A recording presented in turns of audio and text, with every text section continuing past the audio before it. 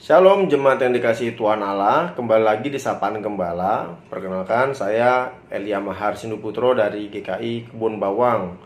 Pertanggal 2 Desember 2025 saya ditahbiskan jadi pendeta GKI. Salam kenal bagi Bapak Ibu sekalian. Nah, pada saat ini kita akan sama-sama menyelami kembali firman Tuhan agar setiap kita juga kembali diperbaharui oleh kuasa Tuhan. Nah, karena itu kita akan mendengarkan renungan kita dengan judul Barang yang dikhususkan berdasarkan 2 Samuel pasal yang ke-8 ayat yang ke-11 sampai dengan ayat yang ke-12. Nah, sebelum lebih jauh, mari kita meminta pertolongan dari kuasa Roh Kudus. Mari kita bersatu dalam doa. Tuhan, terima kasih atas kehidupan kami ketika Engkau senantiasa campur tangan dalam kehidupan kami. Engkau memberkati dan juga menyertai setiap langkah kami. Karena itu Tuhan, kuasailah kami dengan Roh Kudus-Mu, agar biarlah pada hari ini kami juga mendapatkan sapaan Tuhan kembali, yang memperbarui diri kami dan juga menolong kami untuk bagaimana kami dapat menumbuhkan benih iman yang Tuhan Allah percayakan kepada kami. Sertai kami Tuhan, dalam nama Allah Bapa, Putra, dan Roh Kudus kami berdoa. Amin. Nah, yang akan menjadi pusat perenungan kita hari ini adalah dari 2 Samuel pasalnya yang ke-8 ayat yang ke-11 sampai dengan ayatnya yang ke-12. 2 Samuel pasal yang ke-8 ayat yang ke-11 sampai dengan ayat yang ke-12. Saya akan bacakan untuk kita sekalian ya.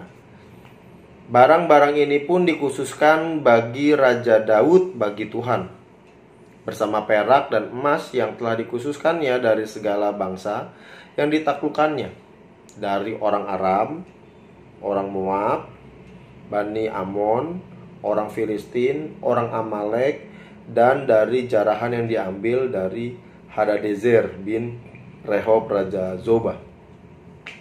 Nah, Bapak Ibu terkasih, demikian pembacaan kita pada hari ini. Ketika saya membaca ayat ini, saya memiliki sebuah pertanyaan bahwa apakah Bapak Ibu dan Saudara terkasih pernah makan makanan yang enak? Tentu saya yakin Bapak Ibu akan mengatakan pernah. Meskipun definisinya mungkin bisa berbeda-beda satu dengan yang lainnya. Nah, tetapi ketika kita mengetahui bahwa makanan yang enak itu, ternyata belakangan ada informasi nih bahwa makanan itu dibuat dari makanan yang tidak layak dijadikan bahan makanan. Nah, ketika kita mengetahui hal itu, apakah Bapak, Ibu, dan Saudara masih mau memakannya? Saya rasa kita sepakat ya, jawabannya tidak ya. Karena tentu untuk hal-hal yang mau kita nikmati, pasti kita akan memilih yang paling terbaik. Nah, demikian juga ketika kita memberikan persembahan kepada Allah, maka Allah juga pun mau mendapatkan persembahan yang bisa dinikmati oleh Allah, yaitu adalah persembahan yang terbaik. Nah, persembahan yang terbaik ini bukan soal bicara pemberian saja. Kalau misalnya memang persembahannya bersifat pemberian, berarti pemberian tanpa persiapan juga boleh dong. Tetapi kan rasa-rasanya persembahan kita justru seakan-akan terkesannya gitu ya, menjadi asal-asalan gitu. Seharusnya kita memberikan persembahan dari apa adanya, bukan dari adanya apa. Ini dua hal yang berbeda ya. Nah, apa yang berbedanya adalah ketika memberikan apa adanya, Tuhan, yang aku punya cuma ini, aku berikan kepadamu. Ini memang aku jujurnya segini doang adanya. Yang kedua, adanya apa ya? Ini ada harta, ada emas, perak, perunggu segala macam. Oh, adanya apa? Yang paling dekat adanya perunggu, padahal ada emas. Kita ngasih yang adanya perunggu ya, kita kasih perunggu gitu. Jadi sesuatu yang kita tidak persiapkan kalau adanya apa. Nah, oleh karena itu kata kunci dari persembahan adalah dikhususkan. Sekali lagi, dikhususkan. Dalam bacaan kita, Raja Daud yang berhasil menang melawan berbagai bangsa gitu ya, kemenangan-kemenangan Raja Daud terkhusus di dalam ayatnya yang ke-9 hingga ayatnya yang ke-10 itu menggambarkan bahwa Raja Toy yang adalah Raja Hamat, dia memberikan persembahan ungkapan syukur karena Daud berhasil mengalahkan raja yang bernama Hadadezer gitu ya, Raja Zoba. Mereka mengucap syukur karena Raja Daud berhasil mengalahkan musuh bebuyutannya, kira-kira gitu. Nah, sebagai ungkapan terima kasih diberikanlah perak, emas, dan tembaga. Menariknya, Daud justru mengkhususkan itu buat Tuhan. Daud ingin menyatakan ungkapan syukur kepada yang berhak, yang semestinya menerimanya, yaitu bukan Daud, tetapi Allah. Di situ kerendahan hatian Daud, gitu ya. Nah, Daud juga tidak mengambil bagi dirinya. Daud juga tidak menukar barang berharga itu dengan lembu atau domba yang harganya mungkin meskipun jumlahnya bisa lebih banyak gitu, tapi harganya mungkin bisa lebih turun nih untuk Tuhan, gitu ya. Tapi Daud tidak melakukan itu. Bahkan Daud menambahkan persembahan dari segala bangsa yang ditaklukkannya itu. Jadi persembahan yang udah plus-plus, yang memang udah disiapin gitu. Nah, kata kunci yang kedua adalah nama.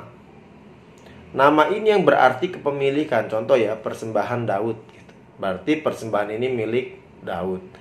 Nah, persembahan itu bukan hanya berangkat dari kepemilikan, tetapi juga menjadi sudut pandang dari si pemilik nama itu. Contoh, menurut si A persembahan yang terbaik ya mungkin 10 juta gitu ya. Tetapi bagi si B ya memang persembahan uang itu penting, tapi bagi dia ada yang jauh lebih penting, yaitu adalah suara dan kehadiran saya di tengah-tengah persekutuan orang percaya. Itu persembahan saya bagi Tuhan. Kehadiran saya memberikan tubuh ini sebagai persembahan yang hidup buat Tuhan, gitu ya. Jadi setiap orang memiliki sudut pandang dan masing-masing yang berbeda tentang memaknai hal yang terbaik itu. Nah, bentuk persembahan pasti bisa berbeda-beda. Saya nggak mengatakan A atau B yang lebih baik, tidak ya. Tetapi hal itu menjadi berbeda-beda tergantung tiap orang dan sudut pandangnya seperti apa. Allah melihat yang terpenting terdapat pada 3 hal. Pertama, bagaimana umat mengkhususkan dan atau mempersiapkan persembahan itu. Persembahan yang bersifat apa adanya atau yang adanya apa. Hal yang kedua adalah setiap orang memiliki sudut pandang yang terbaik dan dikhususkan buat Tuhan. Itu ya. Jadi setiap orang punya sudut pandangnya masing-masing nih. Yang ketiga dan yang paling penting adalah persembahan itu bisa dinikmati oleh Allah. Nah, karena itu ketika bicara soal apa sih makna persembahan yang bisa dinikmati oleh Allah, maka persembahan itu adalah suatu persembahan yang dibangun di atas usaha umat itu. Jadi bukan hanya sekadar dikhususkan, bukan hanya yang terbaik, tetapi itu juga diusahakan oleh kita sebagai yang pemberi persembahan itu. Meskipun persembahan kita juga dari Tuhan lagi gitu ya. Contohnya kisah dalam perjanjian baru yang sering dan juga terkenal dalam kehidupan beriman kita adalah janda gitu ya. Janda yang memberikan dari kekurangannya. Dia memberikan persembahan yang mungkin dari hasil usahanya dia menahan makan bersama dia dan juga mungkin anak-anaknya. Nah, oleh karena itu sapaan Tuhan saat ini mengingatkan kita bahwa kalau kita mau memberi persembahan itu nggak bisa asal-asalan, nggak bisa sekadar pemberian begitu aja, nggak bisa sekadar nih adanya berapa nih yang di kantong gitu ya. Kadang-kadang kita suka kayak gitu kan.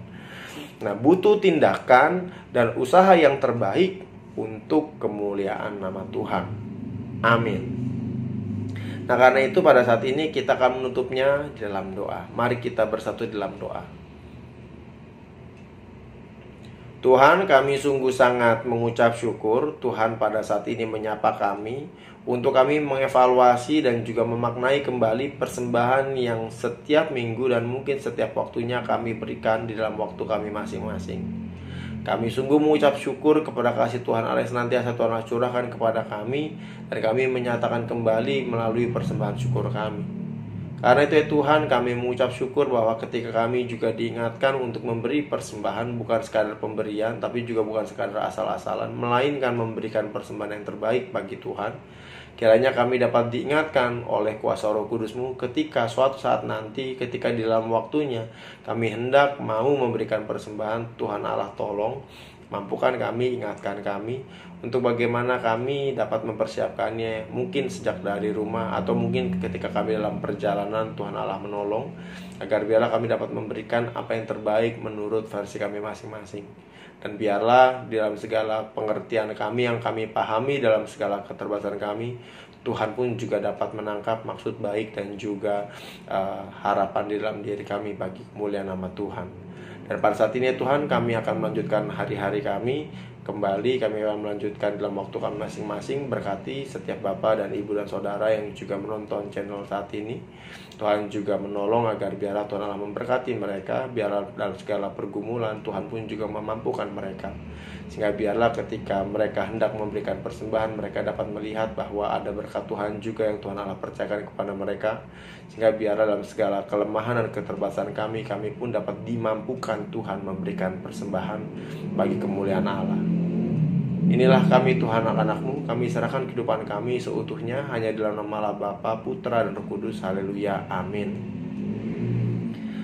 Nah, demikian renungan kita hari ini. Jangan lupa subscribe, like, dan bagikan kepada yang lain. Tuhan Yesus memberkati kita. Shalom.